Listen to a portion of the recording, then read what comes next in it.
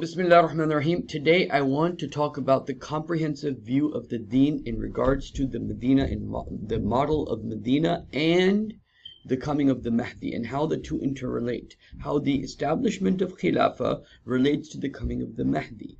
Because anyone who says, I'm waiting for the Mahdi, you know, the people that are against Islam, right?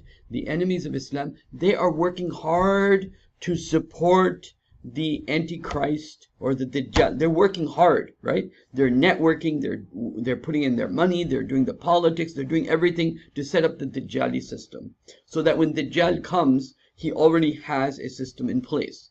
That is what the establishment of the changing of Jerusalem to the capital of Israel is. What this whole thing is, this whole Christian Zionist movement that's been programmed to support Israel is all about. Even the establishment of Israel, when you look at it from that perspective, is all about the coming of Dajjal. So now they are working so hard in putting in place institutions and people and organizations and networking. They're the Hizb of Shaitan. Ulaika Hizbu Shaitan. And they are waiting for their Messiah to come. Right? And until their Messiah doesn't come, they continue to build on that power. So that when he comes, he has more power. Okay? Building on that power. Now, what Muslims do, they say, okay, the Mahdi is coming, so let's wait. And then when the Mahdi comes, I will do what? I will do what? What am I going to do? I'm going to crawl to him? Seriously? The Prophet said, crawl to him. But that doesn't mean that you wait for him and then crawl to him. That means that how are you going to crawl to him? When there's going to be no technology, no boat, no cars. You have to, this is why the Prophet talked about Yakhruj. The Prophet didn't tell us about the Mahdi so that we, just put our hands and diddle-daddle. So you just diddle-daddle and be like, okay, when he comes, then things will happen. No, you need to be on the full front, moving towards the establishment of Islam, Islamic institutions, right? And so that when the Mahdi comes, you're able to help him. Anyone who is an individual, a single person, like the Prophet, the Shaitan is with the one who is alone. Any person who is alone without a jama'ah, and alone without an emir, and is alone without an imam, okay, that person is not the person who is serious about helping the Mahdi. He's not the Ansar of the Mahdi. The person who is serious about helping the Mahdi, who is working to establish Islam, working to establish a Jama'ah, who is working to network the Muslims together, to wake the Muslims up, and to spend his life in being in a place so that when the Mahdi comes, he's not going to walk there alone.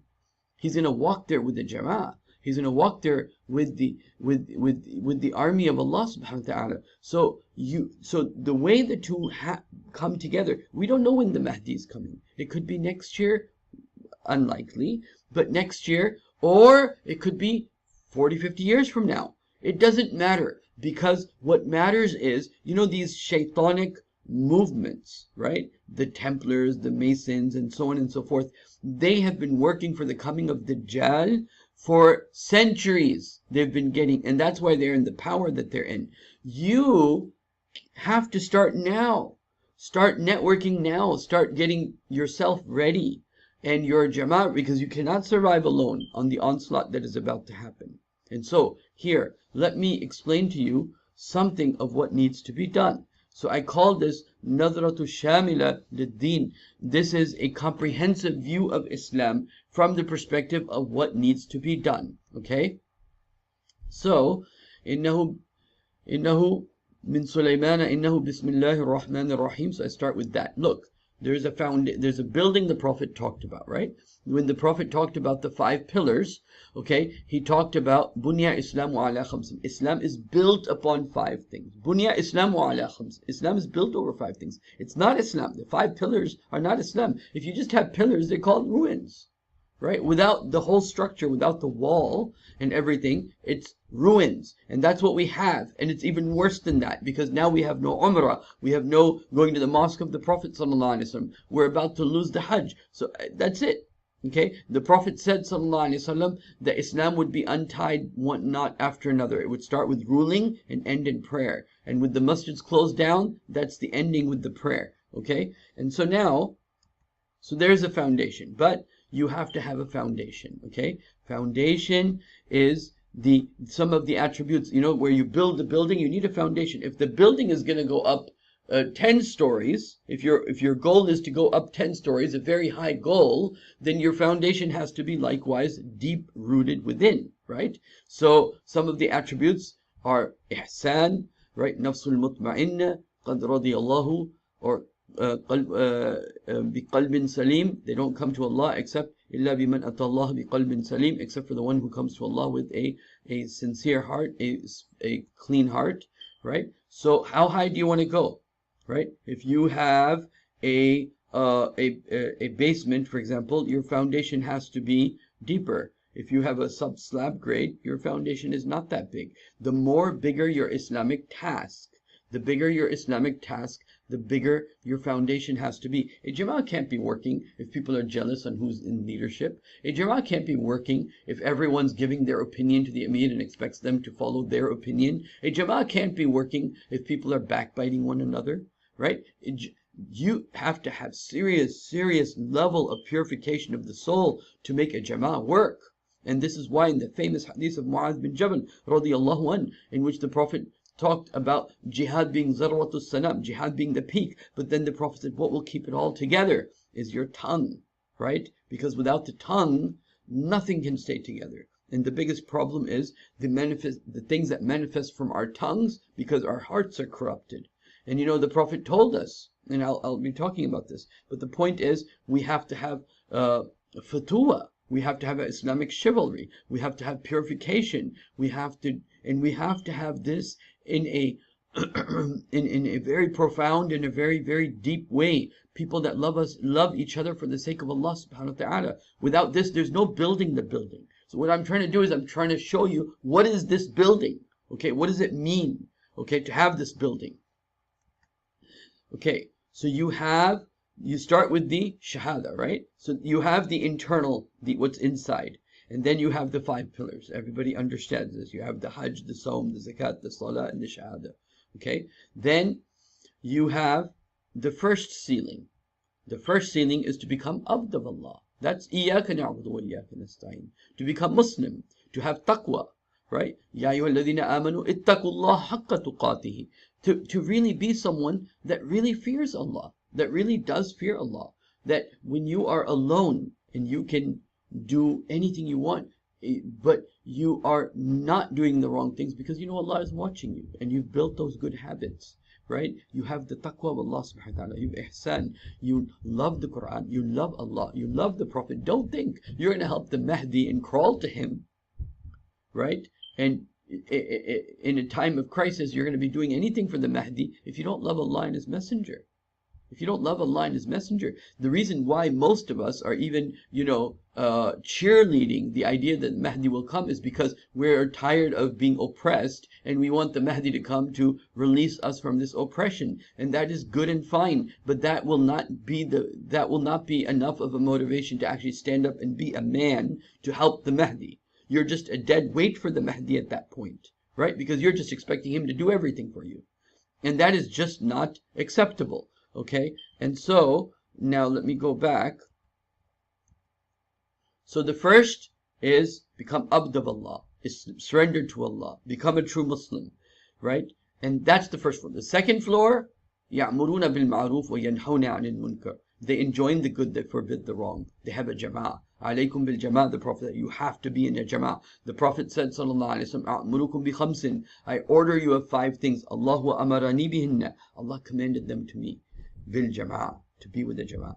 Was-sama' wa ata', to listen and obey to the Amir. Wal-hijrah, and to do hijrah. Wa-jihadin fi sabilillah, to do hijrah in the path of Allah and struggle in the path of Allah subhanahu wa ta'ala. This is what your real medal is. How much are you willing to struggle, okay, as a jama'ah, okay? Because you can't enjoin good for being evil alone. You have to do it. Man ra'a minkum, whoever sees amongst you, meaning as a jama'ah. وَلْتَكُمْ مِنْكُمْ أُمَّةٌ, let there be a group amongst you. وَعْدَ اللَّهُ الَّذِينَ آمَنُوا مِنْكُمْ وَعَمِلُوا الصَّالِحَاتِ لَيَسْتَخْلِفَنَّهُمْ فِي الْأَرْضِ. Allah has promised those of you who believe and do good deeds amongst you, in the plural, right? إِيَّاكَ نَعْبُدُ وَإِيَّاكَ نَسْتَعِينُ. Oh Allah, we only are devoted to you, and only from you we seek help. Right? We. Ihdina sirat. Guide us to the straight path. Make us like those who you have favored. Right? And so, it is very, very important that you understand that the first goal, okay, is to purify yourself. This is the internal. Then in the external, you're able to apply whatever Islam you can over yourself. And you build the taqwa of Allah. You build the surrendering of Allah. Then you have to be in a jama'ah. يَأْمُرُونَ بِالْمَعْرُوفِ وَيَنْحَوْنَ عَنِ الْمُنْكَرِ. They enjoin the good, they forbid the evil. شَهَادَةَ عَلَى النَّاسِ. Bearing witness upon mankind. Being in a jama'ah. Right? And then, after that, is the Medina model. Self-determination of the Muslims for good. When you have a jama'ah, and the jama'ah is doing collective work, and they're able to build a model, a jama'ah, a community, a city, a Medina, right? When they're able to do all of that, then what happens? Then you're able to build this Medina model, right? Now, the Mahdi will move from Medina to Mecca, where people will give him bay'ah. And then from there he will spread and establish Islam. But that will not happen if you're not ready for him. Okay? In the sense that yes, Muslims will be ready for him, inshallah, but are you going to be part of that movement? Because you know the Hizb of Shaitan, the party of Shaitan, they're more ready for Dajjal than we are ready for the Mahdi. Yet we claim to love the Mahdi. And this is the problem. And so here it is. You have the foundation of Iman, the foundation of Dhikr, the foundation of purification of the soul, foundation of Ihsan, foundation of taqwa of Allah subhanahu wa ta'ala, right? And then its manifestation outwards. Okay, what you can see. You become obedient to Allah. You become a bondsman to Allah. You surrender to Allah. You surrender to Islam. And then you are in a jama'ah. You have listen and obey and jihad and hijrah. You have an amir. And then you establish the Medina model. Or if the Medina model is not established by that time, then you move to go to help the Mahdi, the mission of the Habib, Prophet sallallahu alaihi wasallam, right? The Habib of Allah. The connector between the individual obligations and the collective obligations is that you have a jama'ah, you have an amir, you are listening and obeying. This is what shows that you're serious. Okay? Otherwise, and jihad bin nafs, jihad bil mal, sacrifice everything. The stairway to go up is your connection with Quran. Your connection with Quran is your struggle, your jihad and Quran. This will take you from one story to the next story to the next story. Okay? That wherever the Prophet used, and this is a separate discussion in itself, but the Prophet used Quran as his source of da'wah, his source of purification of the soul, his source of teaching people the wisdom. Okay? The source of rectifying the people. The belief in the hereafter from the Quran. Jihad bin nafs, jihad bil mal, and sacrificing everything and making Quran the center of your da'wah. Okay? Then, so you are saying, قُلْ إِنَّ الصَّلَاةِ وَنُسُكِي وَمَحْيَايَ وَمَمَاتِ لِلَّهِ رَبِّ الْعَالَمِينَ. Oh, Prophet sallallahu alaihi wasallam, say, in my salah, my sacrifice, my life, my death is for who? Lillahi Rabbil Alameen. It's for Allah subhanahu wa ta'ala. Allahumma ja'alna minhum. May Allah make us amongst those people. Okay? Another way to understand the same idea is the idea of a tree. It has to have deep roots, so then you have the stub, and from the stub you have the branches. From the branches then you get the leaves and the fruits. That's where you see the fruits. Okay? So the deep roots are like your iman, is your ihsan, is your belief, it's your absolute certainty in tawakkul on Allah, on trust in Allah subhanahu wa ta'ala. Okay? So, ضرب الله مثلا كلمة طيبة كشجرة طيبة أصلها ثابت وفرعها في السماء. Allah gives the example of a good word, right? And this is the tree, the good tree. يبايعونك تحت الشجرة. They gave you bay'ah, O Prophet sallallahu alaihi wasallam, under the tree, right? تحت الشجرة. So the good example of a good word of La ilaha is like a tree. And asluha thabitun. It's firmly rooted in the ground. Okay? Not just any wind will come and just be able to drop it. No. It's going to stand its ground no matter what comes its way. And فَرُّهَا فِي السَّمَاءِ, and its branches are going tall, meaning its roots, because its roots are deep, the tree can stand tall. And then from there it gives its fruits. A tree with strong roots laughs at storms. Okay? So this is the idea. Right? Remember the hadith of the Prophet ﷺ where he gives the example of a mu'min being like the example of a date palm tree. Right? And the Quran gives the example of a jama'ah in the same form, in Surah Al-Fath. Okay? إِذْ يُبَايِعُونَكَ تَحْتَ الشَّجَرَةِ فَعَلِمَ مَا فِي قُلُوبِهِمْ. So when they gave bay'ah to the Prophet ﷺ under the tree, right? فَأَنزَلَ السَّكِينَةَ عَلَيْهِمْ. So Allah sent sakina upon them. وَأَثَابَهُمْ فَتْحًا قَرِيبًا. And then Allah subhanahu wa ta'ala gave them a near victory. So Muslims have to the like-minded Muslims have to organize themselves. Begin to organize. Yadullahi fawqa al-jama'ah. Yadullahi fawqa al-jama'ah. The Prophet, Allah's hands is over the jama'ah. Allah's help comes to you when you are in a jama'ah. Imam Baghdadi, in his kitab Talbis Iblis, he talks about the first condition to make shaitan go away is that you have bay'ah, you have a jama'ah.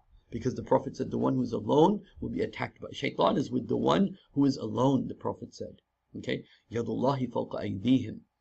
Okay, and then now I don't want to talk about the organizational structure right now, but then I've given you the main points for now. Bismillah majriha wa mursaha inna rabbi laghafurur rahim. So I hope, today, because it is close to Laylatul Qadr, the 27th of Ramadan, it may be or may not be Laylatul Qadr, of course, but I'm using this talk of mine for the 27th of Ramadan to give you the program, to give you the idea of what needs to be done. If you are serious about establishing Khilafah, if you are serious about helping the Mahdi, you have to join a Jama'ah. That is an obligation upon you. It is not, it's like you have to do wudu to do salah. Okay? If you have to establish the deen of Allah, which is a command of Allah in the Quran, right? An aqimud deen, establish my deen. You have to make Medina. Okay, so I'm not going to go more into detail, but this is food for thought for the people that really care.